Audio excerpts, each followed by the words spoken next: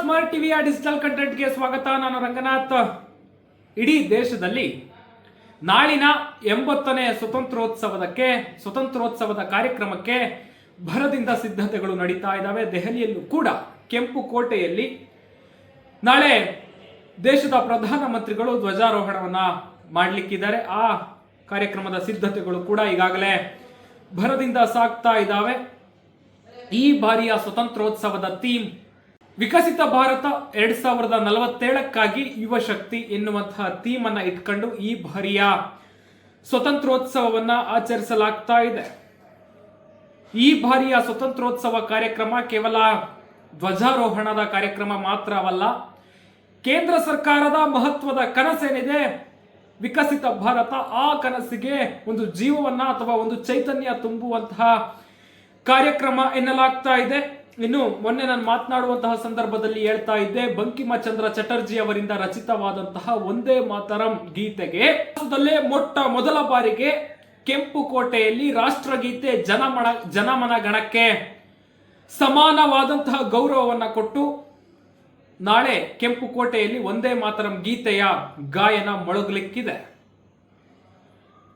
ಭಾರತ ಬ್ರಿಟಿಷರ ಕಪಿಮುಷ್ಟಿಯಲ್ಲಿ ನಲಗುತ್ತಿರುವಂತಹ ಸಂದರ್ಭದಲ್ಲಿ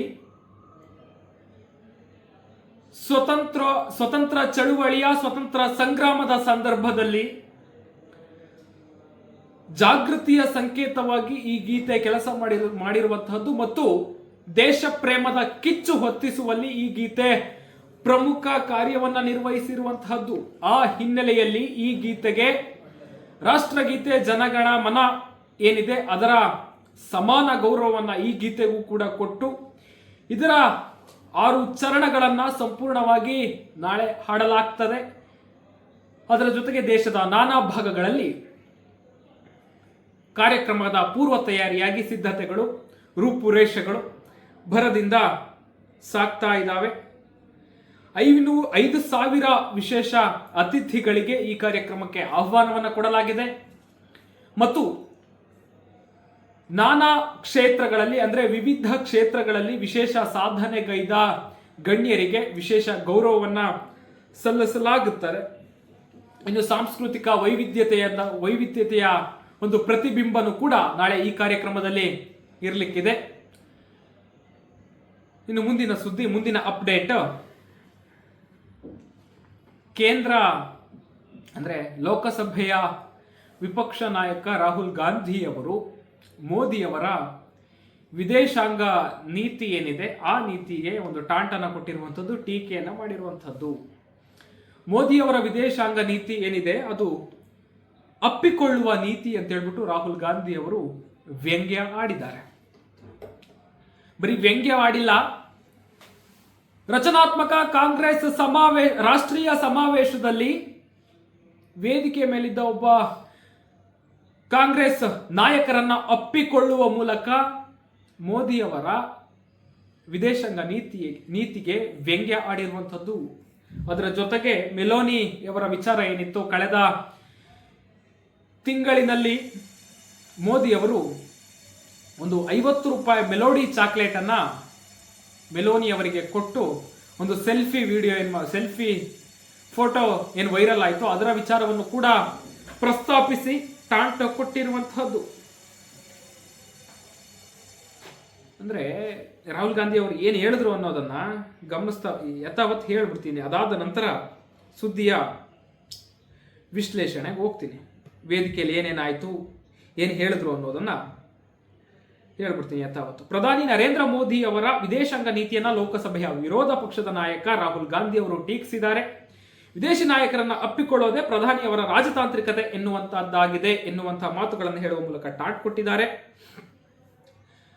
ರಚನಾತ್ಮಕ ಕಾಂಗ್ರೆಸ್ ರಾಷ್ಟ್ರೀಯ ಸಮಾವೇಶದಲ್ಲಿ ಮಾತನಾಡಿದ ರಾಹುಲ್ ಗಾಂಧಿ ಅವರಿಗೆ ಅಂದ್ರೆ ಮೋದಿ ಅವರಿಗೆ ಈ ಐಡಿಯಾ ಎಲ್ಲಿಂದ ಬಂತು ಅಂತ ನನಗೆ ಗೊತ್ತಿಲ್ಲ. ವಿಚಿತ್ರ ಐಡಿಯಾಗಳು ಜನರ ತಲೆಗೆ ಹೋಗುತ್ತಿವೆ. ಇದು ವಿದೇಶಾಂಗ ನೀತಿ ಅಂತ ಅವರು ಭಾವಿಸುತ್ತಾರೆ ಅಂತ ಹೇಳ್ಬಿಟ್ಟು ಕಾಂಗ್ರೆಸ್ ನಾಯಕ ಸಂದೀಪ್ ದೀಕ್ಷಿತ್ ಅವರನ್ನ ಅಪ್ಪಿಕೊಂಡರು. ಆ ಮೂಲಕ ವಿದೇಶಿ ನಾಯಕರನ್ನ ಅಪ್ಪಿಕೊಳ್ಳುವ ಮೋದಿ ಅವರಿಗೆ ಪರೋಕ್ಷವಾಗಿ ಟಾಂಗ್ ಕೊಟ್ಟರು. ಅದಕ್ಕೆ ಸಂದೀಪ್ ದೀಕ್ಷಿತ್ ಅವರದ್ದು ಒಂದು ಪ್ರತಿಕ್ರಿಯೆ. ಆ ಸಮಯದಲ್ಲಿ ಮಾತನಾಡುವಂತಹ ಸಂದರ್ಭದಲ್ಲಿ ನಾನು ಮೆಲೋನಿ ಅಂತ ನೀವು ಭಾವಿಸಿ ನನ್ನನ್ನು ಅಪ್ಪಿಕೊಳ್ಳುತ್ತೀರಲ್ಲವೇ ಎನ್ನುವಂಥ ಮಾತುಗಳನ್ನು ಹೇಳಿದ್ರು. ಆಗ ಆ ಸಂದರ್ಭದಲ್ಲಿ ಇಡೀ ಸಭೆ ನಗೆಗಡಲಿಗೆ ತೇಲ್ತು. ವಿದೇಶಾಂಗ ನೀತಿ ಎಂದರೆ ನಾಯಕರನ್ನ ಅಪ್ಪಿಕೊಳ್ಳುವುದು ಎಂಬ ಕಲ್ಪನೆ ಅವರಿಗೆ ಎಲ್ಲಿಂದ ಬಂತು ಎಂದು ನನಗೆ ತಿಳಿದಿಲ್ಲ. ಇರಾನ್ ಯುದ್ಧದ ಸಮಯದಲ್ಲಿ ಪಾಕಿಸ್ತಾನದ ಮಧ್ಯಸ್ಥಿಕೆ ವಹಿಸುವ ಪಾತ್ರದ ಬಗ್ಗೆ ವಿಪಕ್ಷ ನಾಯಕ ರಾಹುಲ್ ಗಾಂಧಿ ಅವರು ಅದನ್ನು ಕೂಡ ಮಾತನಾಡಿದರೆ. ಅದರ ಬಗ್ಗೆ ನಾನು ಹೆಚ್ಚಿದಾಗಿ ಹೇಳಕ್ ಹೋಗಲ್ಲ. ಮೋದಿ ಅವರ ಈ ವಿದೇಶಾಂಗ ನೀತಿಯನ್ನ ಟಾಂಟ್ ಮಾಡಿರುವಂತಹದ್ದು.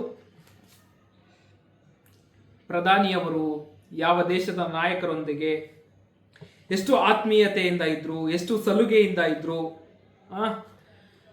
ಯಾವ ರೀತಿ ಹಗ್ಗು ಮಾಡಿದ್ರು, ಯಾವ ರೀತಿ ನಡ್ಕೊಂಡ್ರು ಎನ್ನುವಂತಹ ಚರ್ಚೆಗಳಿಗಿಂತಲೂ ಪ್ರಧಾನಿಯವರ ಆ ವಿದೇಶ ಭೇಟಿಯಿಂದ ಆ ಒಪ್ಪಂದದಿಂದ, ಆ ಮಾತುಕತೆಯಿಂದ ದೇಶಕ್ಕಾದ ಲಾಭ ಏನು ಅನ್ನೋದ್ರ ಬಗ್ಗೆ ಚರ್ಚೆ ಮಾಡಬೇಕು. ದೇಶಕ್ಕಾದ ಲಾಭ ಏನು ಅನ್ನೋದ್ರ ಬಗ್ಗೆ ಚರ್ಚೆ ಮಾಡಬೇಕು. ಆಗ ಮಾತನಾಡಿದ್ರೆ ಅದಕ್ಕೊಂದು ತೂಕ ಇರುತ್ತೆ. ಈ ರೀತಿಯಾದಂತಹ ಸಣ್ಣ ಸಣ್ಣ ವಿಚಾರಗಳನ್ನು ಇಟ್ಕೊಂಡು ಮಾತನಾಡುವಂಥದ್ದು ತಮ್ಮ ತಮ್ಮ ವ್ಯಕ್ತಿತ್ವಕ್ಕೆ, ತಮ್ಮ ತಮ್ಮ ಹುದ್ದೆಗೆ, ತಮ್ಮ ತಮ್ಮ ಹುದ್ದೆಯ ಘನತೆಗೆ ಶೋಭೆ ತರುವಂತಹದ್ದಲ್ಲ. ಅದೊಂದು ಡಿಪ್ಲೊಮ್ಯಾಟಿಕ್ ಗೆಸ್ಚರ್ ರೀ. ಒಬ್ಬ ಪ್ರಧಾನಿ ಇನ್ನೊಂದು ದೇಶದ ಪ್ರಧಾನಿಯವರ ಬಳಿ ಮಾತನಾಡುವ ಸಂದರ್ಭದಲ್ಲಿ ಕೈ ಕುಲುಕುವಂಥದ್ದು, ಹಗ್ ಮಾಡುವಂಥದ್ದು, ಅದೊಂದು ಡಿಪ್ಲೊಮ್ಯಾಟಿಕ್ ಗೆಸ್ಚರ್. ಆಗ ನೋಡಕ್ ಹೋದ್ರೆ ಈ ಹಿಂದೆ ಯಾವ್ಯಾವ ಪ್ರಧಾನಿಗಳು ಯಾವ್ಯಾವ ದೇಶದ ಅಧ್ಯಕ್ಷರ ಜೊತೆ ಹೇಗೆ ನಡ್ಕೊಂಡ್ರು, ದೇಶದ ಇತಿಹಾಸದಲ್ಲಿ ಯಾವ್ಯಾವ ನಾಯಕರು ಹೇಗೆ ನಡ್ಕೊಂಡಿದ್ದಾರೆ ಎನ್ನುವಂತ ಲಿಸ್ಟ್ ಕೊಡು ಅಂದ್ರೆ ನಾವು ಕೊಡ್ಲಿಕ್ಕೆ ರೆಡಿ. ಆಯ್ತಾ? ಮಾತನಾಡುವ ಸಂದರ್ಭದಲ್ಲಿ ಯಾವ ವಿಷಯಗಳನ್ನ ಮಾತನಾಡಬೇಕು, ಯಾವ ವಿಷಯಗಳ ಕುರಿತು ಮಾತನಾಡಬೇಕು, ಯಾವ ವಿಷಯಗಳ ಕುರಿತು ಚರ್ಚೆ ಮಾಡಬೇಕು ಎನ್ನುವಂಥದ್ದು ತಮ್ಮ ಗಮನದಲ್ಲಿ ಇಟ್ಕೋಬೇಕಾಗತ್ತೆ. ನಾನು ನೇರವಾಗಿ ಅಂದರೆ ಪ್ರಧಾನಮಂತ್ರಿಯವರ ನಡೆಯನ್ನು ಸಮರ್ಥಿಸಿಕೊಳ್ತಾ ಇಲ್ಲ. ಖಂಡಿತವಾಗಿಯೂ ನಾನು ಅವರ ನಡೆಯನ್ನು ಸಮರ್ಥಿಸಿಕೊಳ್ಳುವಂಥದ್ದು ಅಥವಾ ಅವರ ಅಪ್ಪುಗೆ ಏನಿದೆ ಅದನ್ನು ಸಮರ್ಥಿಸಿಕೊಳ್ಳುವಂಥದ್ದು, ಅವರ ರಾಜತಾಂತ್ರಿಕ ನಿಲುವು ಅಥವಾ ವಿದೇಶಿ ಒಪ್ಪಂದ ಅಂತ ಏನು ಕರಿತೀವಿ ಅದನ್ನು ಸಮರ್ಥಿಸಿಕೊಳ್ಳುವಂಥದ್ದು ಸಮರ್ಥಿಸಿಕೊಳ್ಳುವಂಥ ಕೆಲಸವನ್ನ ನಾನು ಮಾಡಲ್ಲ. ಬಟ್ ರಾಹುಲ್ ಗಾಂಧಿ ಅವರು ಇದನ್ನ ಟೀಕೆ ಮಾಡೋದಕ್ಕೂ ಮೊದಲು ಆ ನಿರ್ಧಾರಗಳ ಪ್ರಧಾನಿಯವರ ವಿದೇಶಗಳ ಜೊತೆಗಿನ ನಿರ್ಧಾರ ಅಥವಾ ಒಪ್ಪಂದ, ಅದರಿಂದ ದೇಶಕ್ಕಾದಂತಹ ಫಲಿತಾಂಶಗಳು ಅಥವಾ ದೇಶಕ್ಕಾದಂತಹ ಲಾಭಗಳು, ನಷ್ಟಗಳು, ಇದ್ರ ಬಗ್ಗೆ ಚರ್ಚೆ ಮಾಡಿದ್ರೆ ಆ ಚರ್ಚೆಗಳಿಗೆ ಒಂದು ತೂಕ ಇರುತ್ತೆ. ಈ ರೀತಿಯಾದಂತಹ ಮಾತುಗಳನ್ನು ಆಡಿದ್ರೆ ದೇಶವು ನೋಡ್ತಾ ಇದೆ, ದೇಶವನ್ನು ಎಲ್ಲವನ್ನೂ ನೋಡುತ್ತೆ, ದೇಶದಲ್ಲಿರುವ ಜನರು ಎಲ್ಲವನ್ನೂ ಗಮನಿಸ್ತಾರೆ. ಯಾವ್ಯಾವ ರೀತಿಯಲ್ಲಿ ಉತ್ತರ ಕೊಡಬೇಕು ಕೊಡ್ತಾರೆ. ನಾವು ಮುಂದಿನ ಸುದ್ದಿಗೆ ಹೋಗೋಣ. ಇನ್ನು ರಾಷ್ಟ್ರೀಯ ಭದ್ರತಾ ಸಲಹೆಗಾರ ಅಜಿತ್ ದೋವಲ್ ಅವರು ಆಪರೇಷನ್ ಸಿಂಧೂರದ ಸಾಕ್ಷ್ಯಚಿತ್ರ ಸರಣಿ ಬಿಡುಗಡೆ ಕಾರ್ಯಕ್ರಮದಲ್ಲಿ ಒಂದು ಪ್ರತಿಕ್ರಿಯೆಯನ್ನ, ಒಂದು ಮಾತನ್ನ ಆಡಿರುವಂತಹದ್ದು. ಏನು ಅಂತಂದ್ರೆ, ಶತ್ರು ರಾಷ್ಟ್ರ ನಮ್ಮ ಸಹಿಷ್ಣುತೆಯನ್ನು ಅಥವಾ ನಮ್ಮ ತಾಳ್ಮೆಯನ್ನು ದುರ್ಬಲವಾಗಿ ಪರಿಗಣಿಸಬಾರದು, ದುರ್ಬಲವಾಗಿ ನಮ್ಮ ಔದಾರ್ಯವನ್ನ ದುರುಪಯೋಗ ಪಡಿಸಿಕೊಳ್ಳಬಾರದು ಎನ್ನುವಂತಹ ಮಾತುಗಳನ್ನ ಹೇಳಿದಂತಹದ್ದು. ಅಂದ್ರೆ ಆಪರೇಷನ್ ಸಿಂಧೂರದ ಸಮಯದಲ್ಲಿ 88 ಗಂಟೆಗಳ ಕಾರ್ಯಾಚರಣೆ ಹೇಗಾಯಿತು ಅದರ ಕುರಿತು ಕೂಡ ಅವರು ಮಾತನಾಡಿರುವಂಥದ್ದು ಈ ಕಾರ್ಯಕ್ರಮದಲ್ಲಿ. ಅಂದ್ರೆ ಯಾಕೆ ಈ ಎಲ್ಲ ಚರ್ಚೆಗಳು ಮುನ್ನೆಲೆಗೆ ಬರ್ತವೆ ಅಂತಂದ್ರೆ, ಆಯಾ ಸನ್ನಿವೇಶಕ್ಕೆ, ಆಯಾ ಕಾಲಕ್ಕೆ, ಆಯಾ ಸಮಯಕ್ಕೆ ಒಂದಷ್ಟು ಪ್ರಶ್ನೆಗಳು ದೇಶದಲ್ಲಿ ಎದ್ದಿರ್ತವೆ. ಟೀಕೆ ಮಾಡೋರು ಟೀಕೆ ಮಾಡಿರ್ತಾರೆ, ಅವ್ರಿಗೆಲ್ಲರಿಗೂ ಉತ್ತರ ಕೊಡಬೇಕಲ್ಲ. ಆ ಕಾರಣಕ್ಕಾಗಿ ಇವೆಲ್ಲ ಚರ್ಚೆಗಳು ಮುನ್ನೆಲೆಗೆ ಬರ್ತವೆ. ಇವತ್ತು ಅಜಿತ್ ದೋವಲ್ ಅವರು ಏನು ಹೇಳಿದ್ರು ಅನ್ನೋದನ್ನ ಇವತ್ತು ಅನ್ನೋದಕ್ಕಿಂತಲೂ ಅವರು ಒಂದು ನ್ಯಾಷನಲ್ ಚಾನೆಲ್ನ ಸಂದರ್ಶನ ಒಂದರಲ್ಲಿ ಮಾತನಾಡಿದಂತಹ ಮಾತುಗಳನ್ನ ನಾನು ಯಥಾವತ್ತು ಹೇಳ್ಬಿಡ್ತೇನೆ. ಭಾರತವು ಸಹಿಷ್ಣು ದೇಶ, ದುರ್ಬಲವಲ್ಲ. ನಾವು ಅಪಾಯಗಳನ್ನ ತೆಗೆದುಕೊಳ್ಳಬಹುದು, ಆದರೆ ನಮ್ಮ ಸಹಿಷ್ಣುತೆಯನ್ನ, ನಮ್ಮ ಔದಾರ್ಯವನ್ನ ದೌರ್ಬಲ್ಯವೆಂದು ತಪ್ಪಾಗಿ ಭಾವಿಸಬೇಡಿ. ಆಪರೇಷನ್ ಸಿಂಧೂರ ಮಿಲಿಟರಿ ಕಾರ್ಯಾಚರಣೆ ಕುರಿತ ಡಿಕ್ಲಾಸಿಫೈಡ್ ಆಪರೇಷನ್ ಸಿಂಧೂರ್ ಸಾಕ್ಷ್ಯಚಿತ್ರ ಸರಣಿ 2 ಭಾಗಗಳಲ್ಲಿ ಡಿಸ್ಕವರಿ ಚಾನೆಲ್ನಲ್ಲಿ ಅದು ಪ್ರಸಾರ ಆಗಲಿಕ್ಕಿದೆ. ಇದರ ಸಂದರ್ಶನದಲ್ಲಿ ಅಜಿತ್ ದೋವಲ್ ಅವರು ಮಾತನಾಡಿರುವಂತಹದ್ದು ಅಂತ ನಾನು ಈಗಾಗಲೇ ಹೇಳಿದೆ.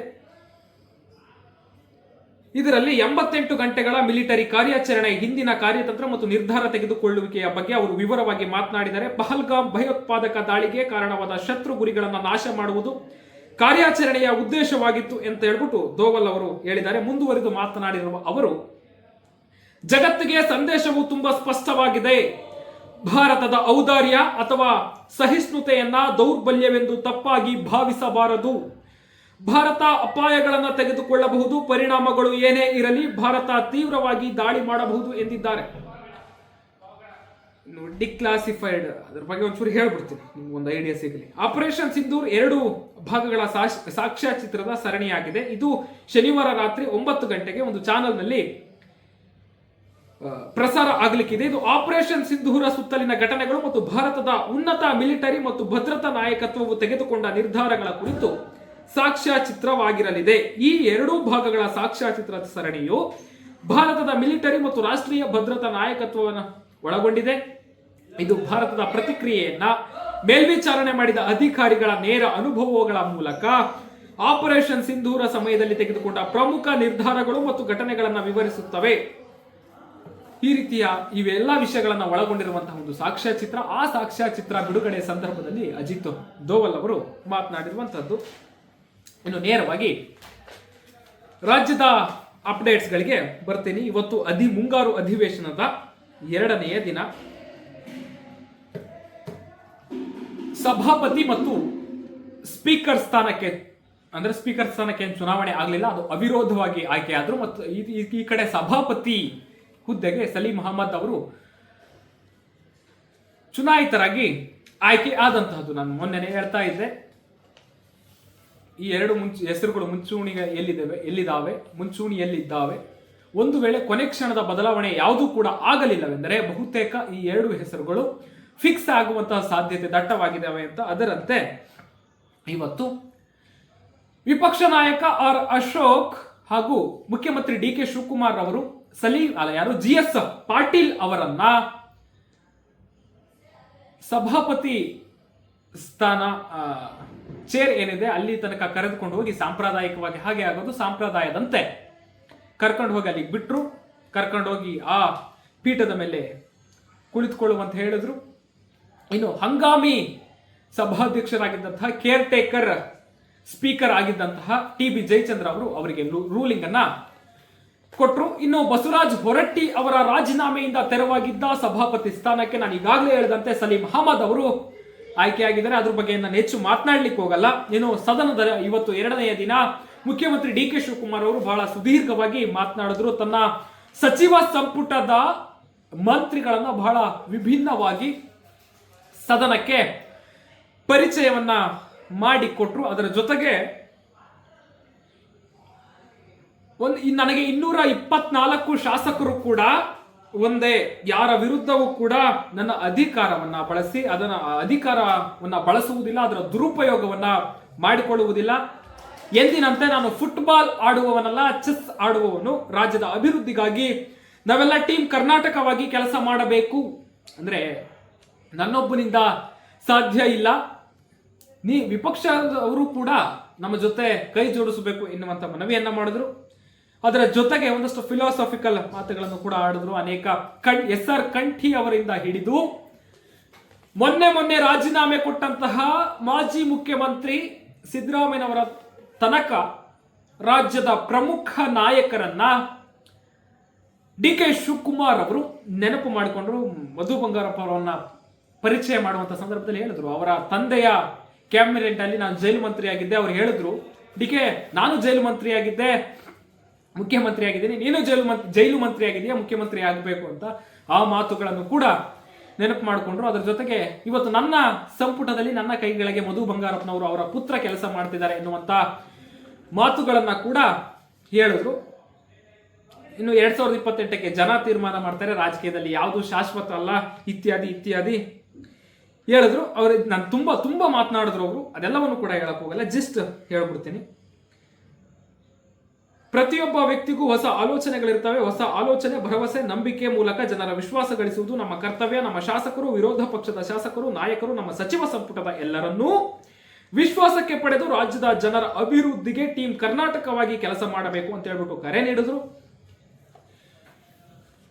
ಜೂನ್ 30ರಂದು ನಮ್ಮ ಪಕ್ಷದ ಅಧ್ಯಕ್ಷರಾದ ಮಲ್ಲಿಕಾರ್ಜುನ್ ಖರ್ಗೆ, ಸೋನಿಯಾ ಗಾಂಧಿ, ರಾಹುಲ್ ಗಾಂಧಿ, ಕೆಸಿ ವೇಣುಗೋಪಾಲ್ ಹಾಗೂ ರಣದೀಪ್ ಸಿಂಗ್ ಸುರ್ಜೇವಾಲಾ ಅವರು ಚರ್ಚೆ ಮಾಡಿ 139 ಶಾಸಕರ ಬೆಂಬಲದೊಂದಿಗೆ ನನ್ನನ್ನು ಈ ಸ್ಥಾನದಲ್ಲಿ ಕೂರಿಸಿದ್ದಾರೆ.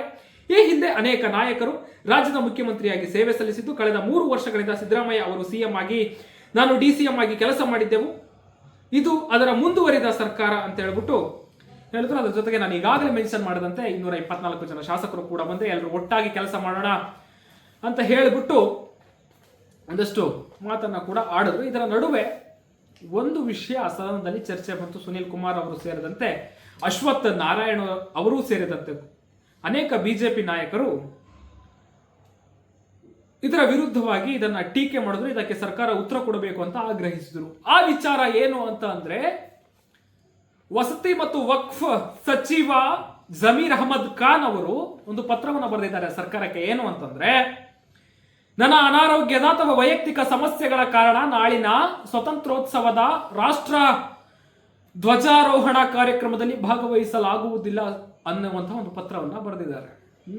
ಏನು ಇಂಡಿಕೇಟ್ ಮಾಡುತ್ತೆ ಇದು?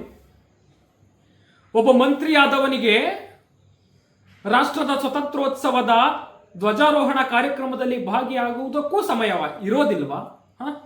ಅದಕ್ಕೂ ಕಷ್ಟ ಆಗತ್ತಾ? ಅದಕ್ಕೂ ಈ ರಾಷ್ಟ್ರಕ್ಕೆ ಒಂದು ಗೌರವವನ್ನು ಸಲ್ಲಿಸುವಂತಹ ವಿಷಯಕ್ಕಿಂತಲೂ ಮಹತ್ವದ ಕೆಲಸ ಇದೆಯಾ? ಇಂಪಾರ್ಟೆಂಟ್ ಕೆಲಸ ಇದೆಯಾ? ಈ ದೇಶ ಸ್ವತಂತ್ರಗೊಂಡು ಒಂದು ಪ್ರಜಾಪ್ರಭುತ್ವ ವ್ಯವಸ್ಥೆ ಅಂತ ರಚನೆ ಆಗಿದೆ. ಆ ಪ್ರಜಾಪ್ರಭುತ್ವ ವ್ಯವಸ್ಥೆಯಲ್ಲಿ ಜಮೀರ್ ಅಹಮದ್ ಖಾನ್ ಅವರು ಮಂತ್ರಿ ಆಗಿರುವಂತಹದ್ದು ನೆನಪಿರಲಿ. ಮಿಸ್ಟರ್ ಜಮೀರ್ ಅಹಮದ್ ಖಾನ್ ಅವರೇ, ನೀವು ಪ್ರಜಾಪ್ರಭುತ್ವದ ವ್ಯವಸ್ಥೆ ಅಡಿಯಲ್ಲಿ ಮಂತ್ರಿ ಆಗಿರುವಂತಹದ್ದು ಅದಕ್ಕಿಂತಲೂ ಬಹುಮುಖ್ಯವಾದಂತಹ ಕೆಲಸ ಏನ್ ಇರೋದಿಲ್ಲ. ಈ ರಾಷ್ಟ್ರಕ್ಕೆ ಒಂದು ಗೌರವವನ್ನು ಸಲ್ಲಿಸಬೇಕು, ಒಂದು ಐತಿಹಾಸಿಕ ಸಂದರ್ಭದ ಕಾರ್ಯಕ್ರಮದಲ್ಲಿ ಭಾಗವಹಿಸಬೇಕು ಎನ್ನುವಂತ ಮನಸ್ಸಿದ್ದರೆ ಅದು ಹೇಗೂ ಭಾಗವಹಿಸಲಿಕ್ಕಾಗುತ್ತೆ. ಹಾಗಾಗಿ ಮಂತ್ರಿ ಸ್ಥಾನದ ಕಸರತ್ತಿಗೆ ಅಥವಾ ಮಂತ್ರಿ ಸ್ಥಾನ ಬೇಕು ಎನ್ನುವಂತ ಪಟ್ಟು ಹಿಡಿಯುವುದಕ್ಕೆ ಡೆಲ್ಲಿ ಟ್ರಿಪ್ ಮಾಡ್ಲಿಕ್ಕಾಗತ್ತೆ, ಯಾವ್ಯಾವ ನಾಯಕರನ್ನ ಭೇಟಿ ಮಾಡ್ಲಿಕ್ಕಾಗತ್ತೆ, ಏನೇನೋ ಮಾಡ್ಲಿಕ್ಕಾಗತ್ತೆ. ಇಂತಹ ಶುಭ ಸಂದರ್ಭದಲ್ಲಿ ಭಾಗವಹಿಸ್ಲಿಕ್ಕೆ ಮಾತ್ರ ಸಮಯ ಇಲ್ಲ. ಈ ರೀತಿಯಾದಂತಹ ಅನೇಕ ಆಟಿಟ್ಯೂಡ್ಗಳನ್ನ ತೋರಿಸಿದಂತಹ ಅನೇಕ ನಾಯಕರು ಹಿಂದೆ ಏನೇನು ಆಗಿದ್ದಾರೆ ಇತಿಹಾಸದಲ್ಲಿ ಎನ್ನುವಂಥದ್ದು ದಾಖಲಾಗಿದೆ. ಇಷ್ಟು ಮಾತ್ರ ಹೇಳಬಲ್ಲೆ, ಈ ರೀತಿಯ ಆಟಿಟ್ಯೂಡ್ ಒಬ್ಬ ಸಚಿವರಿಗೆ, ಒಬ್ಬ ಮಿನಿಸ್ಟರ್ಗೆ ಒಳ್ಳೆಯದಲ್ಲ. ಅದನ್ನ ಈ ರಾಜ್ಯದ ಜನರು ಹೇಗೆ ತಗೋಬೇಕು ಅನ್ನುವಂಥದ್ದನ್ನ ತೀರ್ಮಾನ ಮಾಡ್ತಾರೆ. ಇದರೊಂದಿಗೆ ಇವತ್ತಿನ ಅಪ್ಡೇಟ್ ಮುಗಿಸ್ತಾ ಇದ್ದಾನೆ. ಮತ್ತಷ್ಟು ವೈವಿಧ್ಯಮಯ ಸುದ್ದಿಗಳಿಗಾಗಿ ನೋಡ್ತಾ ಇರಿ ಸ್ಮಾರ್ಟ್ ಟಿವಿ.